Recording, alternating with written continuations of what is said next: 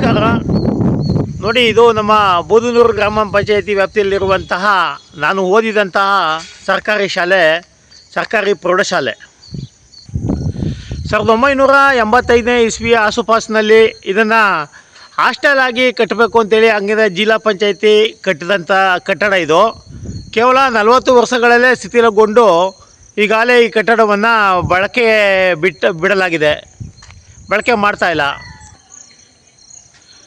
ಸುಮಾರು 3 ಎಕರೆ ವಿಸ್ತಾರದಲ್ಲಿರುವಂಥ ಈ ಶಾಲಾ ಆವರಣ ತುಂಬ ಅದ್ಭುತವಾಗಿದೆ.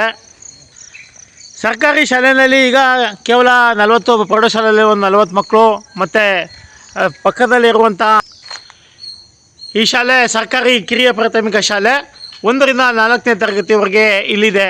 ಈ ಶಾಲೆನೇ ಹಳೆ ಬೂದನೂರಿನ ಸರ್ಕಾರಿ ಹಿರಿಯ ಪ್ರಾಥಮಿಕ ಶಾಲೆಗೆ ಹಾಗೂ ಪ್ರೌಢಶಾಲೆಗೆ ವಿದ್ಯಾರ್ಥಿಗಳನ್ನು ನೀಡುವಂಥ ಶಾಲೆ ಇದು. ಇಲ್ಲ ಅಂತೇಳಿದ್ರೆ ಇಡೀ ನಮ್ಮ ಹಳ್ಳಿಯ ಶಾಲೆಗಳೇ ಮುಚ್ಚೋಗುವಂತಹ ಪರಿಸ್ಥಿತಿ ಇದೆ. ಈ ಕಟ್ಟಡ ಹಳೆ ಶಾಲೆ ಶಿಥಿಲಗೊಂಡ ಕಟ್ಟಡ ಆದ ನಂತರ ಬಂದಂತಹ ರಾಷ್ಟ್ರೀಯ ಮಾಧ್ಯಮಿಕ ಶಿಕ್ಷಣ ಅಭಿಯಾನದಡಿ ಬಲವರ್ಧನಾ ಕಟ್ಟಡ ಅಂತ ಆಗಿದೆ. ಈಗ ಈ ಕಟ್ಟಡದಲ್ಲಿ ಪಾಠ ಪ್ರವಚನಗಳು ಪ್ರೌಢಶಾಲೆ ನಡೀತಾ ಇದೆ. ಇದು ನಮ್ಮ ಸರ್ಕಾರಿ ಪ್ರೌಢಶಾಲೆಯ ಒಂದು ಶೌಚಾಲಯ, ಹಳೆ ಶೌಚಾಲಯ. ಇದನ್ನು ನಿಮಗೆ ನಮ್ಮ ಸರ್ಕಾರಿ ಪ್ರೌಢಶಾಲೆ ಈ ಶಾಲೆ ಆವರಣದಲ್ಲಿರುವ ಶೌಚಾಲಯಗಳ ಪರಿಚಯ ಮಾಡ್ಕೊಳ್ಳಿಕ್ಕೆ ಹೇಳ್ತಾ ಇದ್ದೀನಿ. ಈ ಶೌಚಾಲಯವನ್ನು 50,000 ರು ಅನುದಾನದಲ್ಲಿ ಮಾಡಬೇಕು ಅಂಥೇಳಿ 15,000 ರೂಪಾಯಿ ಶಾಲಾಭಿವೃದ್ಧಿ ಅನುದಾನದಲ್ಲಿ ತೆಗೆದುಕೊಂಡು ಮಾಡಿದ್ರು. ಇದು ಕೂಡ ಕೆಲವೇ ದಿನಗಳಲ್ಲಿ ಬಳಕೆ ಆಗಲಿಲ್ಲ. ಈ ಸಂಬಂಧಪಟ್ಟಂತೆ ನಾನು ಹೋರಾಟ ಮಾಡಿ ಗುತ್ತಿಗೆದಾರನಿಗೆ ದುಡ್ಡನ್ನು ಕೊಡಿಸಿಲ್ಲ ಆ ಸಂದರ್ಭದಲ್ಲಿ. ಇನ್ನು ಇದು 2ನೇ ಶೌಚಾಲಯ. ಇದು ನೋಡಿ ನೀವೇನೆ, ಇದು ಯೂರಿನಲ್ಸು, ಹೆಣ್ಣು ಮಕ್ಕಳ ಶೌಚಾಲಯ. ಇದು ಕೂಡ ಬಳಕೆ ಆಗ್ತಾಯಿಲ್ಲ ಈ ಶಾಲಾ ಆವರಣದಲ್ಲಿ. ಇದು ಕಳೆದ 2 ವರ್ಷಗಳ ಹಿಂದೆ ಆಗಿರುವಂತಹ ಶೌಚಾಲಯ.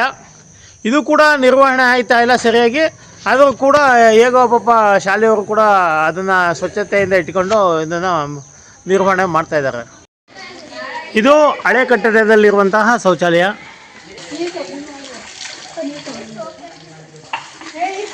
ಇನ್ನು ಇದು ವಿಕಲಚೇತನರಿಗೆ ಸರ್ಕಾರಿ ಪ್ರೌಢಶಾಲೆಯಲ್ಲೇ ನಿರ್ಮಿಸಿರುವಂತಹ ಒಂದು ಶೌಚಾಲಯ. ನೋಡಿ, ಕಾಮಗಾರಿ ಮುಗಿದು ಹಣ ಎಲ್ಲ ತಗೊಂಡಿದ್ದಾರೆ. ಯಾವುದೇ ಒಂದು ಹಣ ತಗೋಬೇಕು ಅಂತ ಹೇಳಿದ್ರೆ ಅದಕ್ಕೆ ಸಂಬಂಧಪಟ್ಟಂತೆ ಅಲ್ಲಿ ಶೌಚಾಲಯದ ಹೆಸರು ಹಾಕಬೇಕು, ಯಾವ ಶೀರ್ಷಿಕೆಯಲ್ಲಿ ಹಣ ಬಳಕೆ ಮಾಡಿದ್ದೀವಿ ಅಂತ ಹೇಳಬೇಕು. ಇದು ಯಾವುದೋ ಮಾಡದೇ ಇರುವಂಥ ಗುತ್ತಿಗೆದಾರ ಹಣ ಎತ್ಕೊಂಡು ಹೋದ. ಈ ಪಂಚಾಯಿತಿಯ ಏನು ಅಸಮರ್ಥ ಆಡಳಿತ ಮತ್ತು ಬೇಜವಾಬ್ದಾರಿ PDOಗಳಿಂದಾಗಿ ಅವನಿಗಾಲೇ ಬಿಲ್ಲು ಆಗಿದೆ. ಇನ್ನೂ ಆ ಬಣ್ಣವನ್ನು ಇಟ್ಕೊಡೋದಿಲ್ಲ, ಈ ಥರ ಆಗಿದೆ. ಇನ್ನೊಂದು ಶೌಚಾಲಯ. ಇದು ನಮ್ಮ ಸರ್ಕಾರಿ ಕಿರಿಯ ಪ್ರಾಥಮಿಕ ಶಾಲೆಯಲ್ಲೇ ಇದ್ದಂಥ ಶೌಚಾಲಯ. ಚೆನ್ನಾಗಿದೆ ಶೌಚಾಲಯ ನೋಡಿ. ಈ ಶೌಚಾಲಯಕ್ಕೆ ನೀರು ಸರಬರಾಜಿಲ್ಲ, ಅದನ್ನು ಮಾಡಿಕೊಡಿ ಅಂತೇಳಿ ಪಂಚಾಯತಿ ಗಮನ ಸೆಳೆದಿದ್ದಾರೆ. ಅದು ಮಾಡಿದೋನೆ ಗಣ್ಯ ವ್ಯಕ್ತಿಗಳು. ನೋಡಿ, ಇದೊಂದು ಶೌಚಾಲಯ.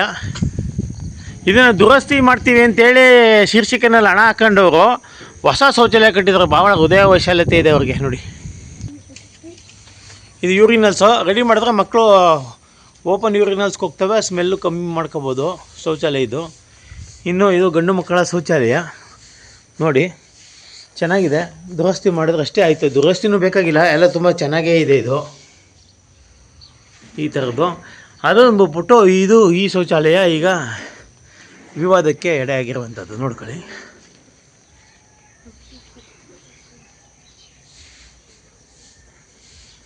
ಇಲ್ಲಿ ನೋಡಿ, ಈ ಇಟ್ಕೆ ಕಾಣಿಸ್ತಾ ಇದೆ.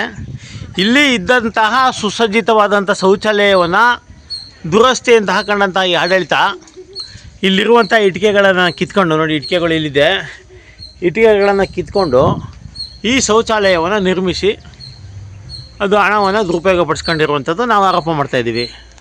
ಈ ಸರ್ಕಾರಿ ಕಿರಿಯ ಪ್ರಾಥಮಿಕ ಶಾಲೆಯಲ್ಲಿ ನೋಡಿ, ಒಂದು ಕಟ್ಟಡ ಶಿಥಿಲಾಗಿದೆ.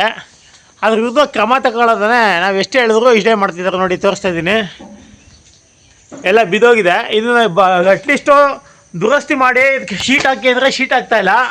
ಆದರೆ ನಮ್ಮ ಇವರು ಪಾಪ ಟಾಯ್ಲೆಟ್ ಕಟ್ಟೋದ್ರಲ್ಲಿ ಭಾಳ ಮುಂದಿದ್ದಾರೆ. ನೋಡಿ, ಹೆಂಚುಗಳೇ ಬಿದ್ದು ಹೊಡೆದೋಯ್ತಾ ಇದೆ.